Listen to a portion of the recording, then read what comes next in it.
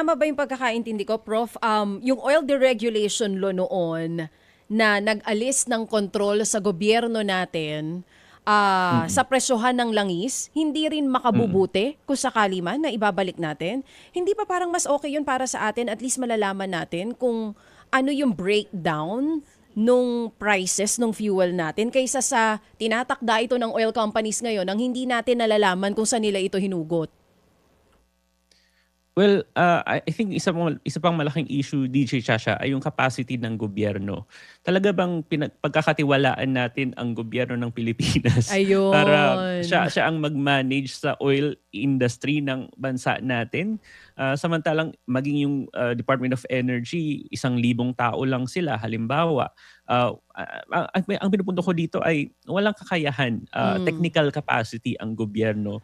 Wala siyang efficiency or wala siyang know-how pagdating sa nitty-gritty. As in, in this economy, aasahan Hindi talaga ka natin yung kumbaga, gobyerno. oo. At saka, Kumbaga, kakatiwalaan natin yung mga politiko na sila ang magkocontrol ng bilyong importasyon ng baka langis. naman mapolitika na naman, yun ang pakiramdam mo. Exactly. Kahit not managing itself kahit yung just unbundle the price. Yun yung paulit-ulit din na sinasabi ni Manong Ted para nakikita lang natin kung saan talaga napupunta. Naka-unbundled yung price, kita natin bawat sentimo, yung kung paano sila nag-come up with 131 or 95 pesos sa gasolina man yan or sa diesel. Kahit yun, hindi ba natin pwede iatas yun sa gobyerno? Not totally to control the oil itself or yung management ng oil natin mismo. Just to see lang kung paano nila kino-compute yung price, hindi pa rin natin po pwedeng gawin yon? Well, that's exactly what the Department of Energy should be doing. Kasi kung yun lang naman yung ating goal, I think kaya na ng DOE yun.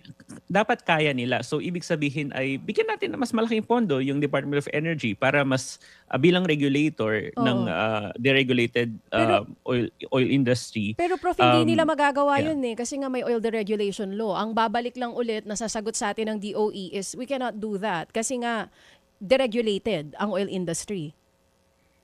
Hindi, kasi ang pinag-uusapan natin ay more of transparency na parang hindi naman sasabihin ng Department of Energy na dapat ito ang presyo. Kung hindi, ipakita nyo lang kung ano ba yung, how do you compute yung oil prices.